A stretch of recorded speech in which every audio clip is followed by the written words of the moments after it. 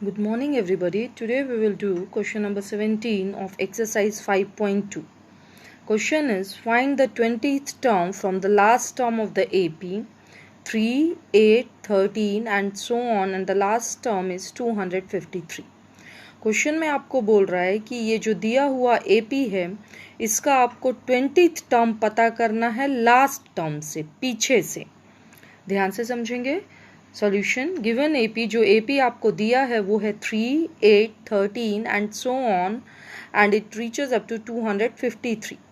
हमको पीछे से इस सीरीज का 20th टर्म पता करना है। So what we will do is we will just reverse the AP को हम लोग उल्टा कर देंगे। तो जो लास्ट टर्म था 253 वो पहले आ गया, उसके बाद 248, उसके बाद 243 और जो कि पहला टर्म 3 था वो अभी लास्ट टर्म हो गया। ध्यान से देखेंगे 3 और 8 के बीच में डिफरेंस 5 का है, फिर 8 और 13 के बीच में डिफरेंस 5 का है। तो जब सीरीज सीधी चल रही है तो हमको +5 ऐड करना है। जब हमने AP बनाया रिवर्स करके, उल्टा करके, तो 253 में से 5 माइनस कर दिया तो 248 बन गया। 248 में से 5 माइनस कर दिया तो 243 बन गया। इस तरीके से ये सीरीज -5 करते हुए 3 पे आ जाएगी। अब देखिए इस सीरीज के according to the reverse AP A1 जो हो गया, जो कि पहला डिजिट है, पहला टर्म है इस सीरीज का, वो है 253। इसको हम लोगों ने बोल दिया फर्स्ट। रिवर्स AP के लिए हम लोग कॉमन डिफरेंस निकालेंगे। कॉमन डिफरेंस हो जाएगा A2 माइनस A1। यहाँ पर जब सीरीज रिवर्स कर दी तो A2 सेकेंड टर्म हो गया 248। 253 पहला टर्म है, रिवर्स करने के बाद 248 हमारा दूसरा टर्म है। तो 248 माइनस 253 हम डिफरेंस फाइंड आउट करेंगे। डिफरेंस हमारा हो गया 5 और 253 जो है वो हमारा बड़ा नंबर है, इसके आगे नेगेटिव साइन है, इसलिए हमको 5 के आगे माइनस लगाना है। से दिस वन एज सेकेंड। तो आपने देखा कि जब सीरीज हमने रिवर्स कर दी, उल्टी कर दी, तो A1 जो फर्स्ट टर्म था, A था, वो 253 है और जो D है कॉमन डिफरेंस है वो है -5। अब हमको पता करना है 20th term from 20th term. तो रिवर्स सीरीज का 20th टर्म हम पता करेंगे। हम जो है हमने सीरीज AP को रिवर्स कर दिया, उल्टा कर दिया, और अब इस जो सीरीज हमारी रिवर्स हो गई है, जो सीरीज हमारी उल्टी हो गई है, इसका हम लोग 20th टर्म फाइंड आउट करेंगे। तो it will be denoted by A20 और यहाँ पर n हो गया 20 क्योंकि हमको 20th टर्म पता करना है। We know AN is equal to A plus n minus 1D। हम लोग ये जानते हैं कि AN जो होता है वो हमारा A plus n minus 1D होता है। Here we have to find out value of A20। यहाँ पे हमको A20 का वैल्यू पता करना है। इज इक्वल टू A का वैल्यू हमारा 253 हो गया इक्वेशन फर्स्ट से, प्लस N का वैल्यू, क्योंकि A20 पता कर रहे हैं तो N हो गया 20 माइनस 1। D का वैल्यू -5 है इक्वेशन सेकेंड से। अब हम लोग इसे सॉल्व करेंगे और A20 is equal to 253। 20 minus 1 आपका आ गया 19 मल्टीप्लाइड बाई -5 और A20 इज इक्वल टू 253। 19 5 ज़ा 95, 5 में नेगेटिव साइन है, 19 के आगे प्लस साइन है, एक प्लस अगर एक माइनस के साथ मल्टीप्लाई हो तो माइनस हो जाएगा। और A20 is equal to 253 minus 95 is equal to 158। Therefore 20th term from last is 158. Question number 18th देखेंगे। The sum of the 4th and 8th term of an AP is 24 and the sum of the 6th and 10th term is 44. Find the first 3 terms of the AP। आपको दिया हुआ है कि किसी भी AP का 4th और 8th term का सम उनको प्लस करके आपको 24 मिल रहा है और उसी AP का 6th और 10th टर्म प्लस करके आपको 44 मिल रहा है। आपको उस सीरीज का AP का फर्स्ट 3 टर्म्स जो है फाइंड आउट करना है। केस फर्स्ट ध्यान से समझेंगे। Let first term be A। पहले टर्म को हमने A मान लिया and common difference be D। Common difference जो है वो हमने D मान लिया। देन अकॉर्डिंग टू क्वेश्चन आप देखेंगे आपको दिया है कि फोर्थ टर्म हम A4 से डिनोट करते हैं एंड 8th टर्म को हम लोग A8 से डिनोट करते हैं। दोनों का सम यानी हमको फिर प्लस करना है। इट इज इक्वल टू 24, ये हमको दिया हुआ है। A4 को हम लोग A प्लस 4 माइनस 1D लिख सकते हैं। इसी तरीके से A8 को हम लोग A प्लस 8 माइनस 1D लिख सकते हैं इज इक्वल टू 24।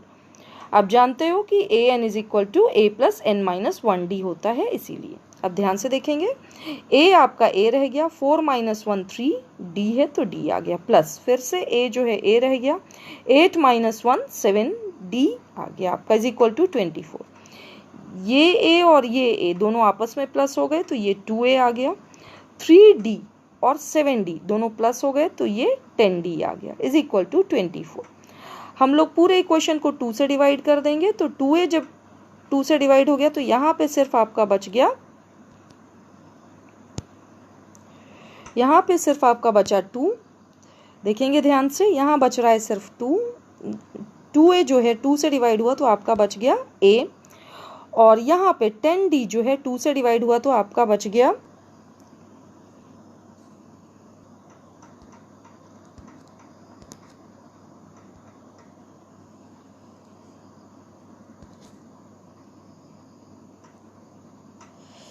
यहाँ पे ध्यान देंगे, 2A जो है आपका 2 से डिवाइड हुआ तो आपका सिर्फ बचा A, 10D आपका 2 से डिवाइड हुआ तो बच गया 5D, और 24 जो है 2 से डिवाइड हुआ तो बच गया 12। हमने ये पूरे इक्वेशन को 2 से डिवाइड कर दिया, तो 2A जब 2 से डिवाइड हुआ तो बचा सिर्फ A।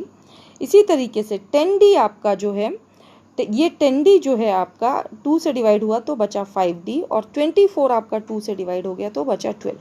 इसको हम लोगों ने बोल दिया फर्स्ट इक्वेशन। अब हम लोग देखिए किस तरीके से सेकेंड इक्वेशन पे आते हैं। कि सेकेंड में आपने देखा कि आपको दिया हुआ 6th टर्म और 10th टर्म का सम जो है वो 44 है। 6th टर्म को हम लोग लिख सकते हैं A plus 6 minus 1D, 10th term को हम लोग लिख सकते हैं A plus 10 minus 1D is equal to 44। ध्यान से देखेंगे, A प्लस 6 माइनस 1 5D हो गया, प्लस A आपका A रह गया, 10 माइनस 1 9D हो गया is equal to 44। A plus A आपका 2A हो गया, 5D प्लस 9D हो गया 14D इज इक्वल टू 44। आपने इस पूरे इक्वेशन को जो है 2 से डिवाइड कर दिया, तो 2A जब 2 से डिवाइड हुआ तो A बच गया, 14D जब 2 से डिवाइड हुआ तो 7D बच गया, इसी तरीके से 44 जब 2 से डिवाइड हुआ तो 22 बच गया। तो ये आपको सेकेंड इक्वेशन मिल गया, और फर्स्ट इक्वेशन आपको केस फर्स्ट में मिला था। On subtracting second equation from first, हमने क्या किया, सेकेंड इक्वेशन को फर्स्ट इक्वेशन से माइनस कर दिया। फर्स्ट इक्वेशन ऊपर लिख लिया, A plus 5D is equal to 12, और इसके नीचे हम लोगों ने सेकेंड इक्वेशन लिखा A plus 7D is equal to 22।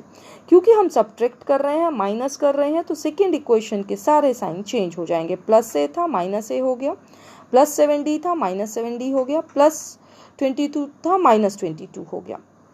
Plus से माइनस से आपका कट गया, ये आपका 5D है, ये माइनस 7D है, एक प्लस से एक माइनस है, आप डिफरेंस पता करोगे, 7 में से 5 गया बचा 2। 7 के आगे आपका माइनस साइन है, नेगेटिव साइन है, तो यहाँ पे आपको नेगेटिव साइन डालना है, इज इक्वल टू, ध्यान से देखेंगे, ये आपका माइनस 22 है, ये आपका 12 है, तो 22 में से जब 12 चला गया तो बचा 10। 22 आपका बड़ा नंबर है, इसके आगे नेगेटिव साइन है, तो यहाँ पे आपको नेगेटिव साइन डालना है। दोनों नेगेटिव साइन, 2D के आगे जो माइनस साइन है और 10 के आगे जो माइनस साइन है वो आपका कैंसिल हो गया। आपको D का वैल्यू निकालना है, तो ये 2 जो है राइट हैंड साइड में आके 10 को डिवाइड करेगा। 2 का टेबल यूज करके हमने कैंसिल किया, 2 1s are 2 and 2 5s are 10, तो it can be written as 5/1 and value of D is 5। Say this one as third equation, हमको D का वैल्यू मिल गया 5। इस D के वैल्यू को हम लोगों ने इक्वेशन फर्स्ट में डाल दिया, तो हमारा इक्वेशन फर्स्ट बन गया 5 प्लस 5 इंटू D की जगह 5 रख दिया इक्वेशन 3 से, इज इक्वल टू 12। देखेंगे A plus 5 5s are 25 is equal to 12।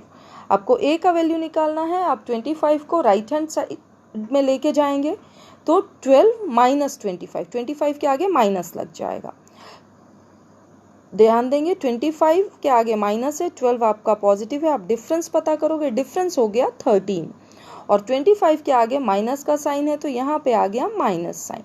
से this one as fourth equation, therefore A1 का वैल्यू A है और ये हो गया माइनस 13। फर्स्ट टर्म यानी कि आपका माइनस 13 है, फोर्थ से आप बोल सकते हैं। D आपको 5 दिया हुआ है, थर्ड इक्वेशन से आप बोल सकते हैं। आप जानते हैं कि A2 जो होता है वो आपका A प्लस डी होता है। A का वैल्यू -13 है फोर्थ इक्वेशन से, D का वैल्यू 5 है थर्ड इक्वेशन से। तो एक नेगेटिव है एक पॉजिटिव है, हम डिफरेंस फाइंड आउट कर लेंगे। डिफरेंस 8 है, 13 बड़ा है, बड़े नंबर के आगे नेगेटिव साइन है तो यहाँ पे भी आपको माइनस साइन लगाना है। इसी तरीके से हम लोग थर्ड टर्म A3 पता कर लेंगे। A3 हमारा होता है A प्लस 2D। A की जगह हम लोगों ने -13 रख दिया इक्वेशन फोर्थ से, प्लस 2 इंटू D का वैल्यू 5 है, इक्वेशन 3 से हमने यहाँ पुट कर दिया। अब देखेंगे A की जगह -13 वो -13 रह गया, प्लस 2 5s are 10 हो गया। इसके बाद एक आपका नेगेटिव है, 13 नेगेटिव है, 10 पॉजिटिव है, तो आपने डिफरेंस फाइंड आउट कर लिया। डिफरेंस जो हो गया वो 3 हो गया और 13 के आगे माइनस साइन है तो यहाँ पे आपको माइनस साइन लगाना है।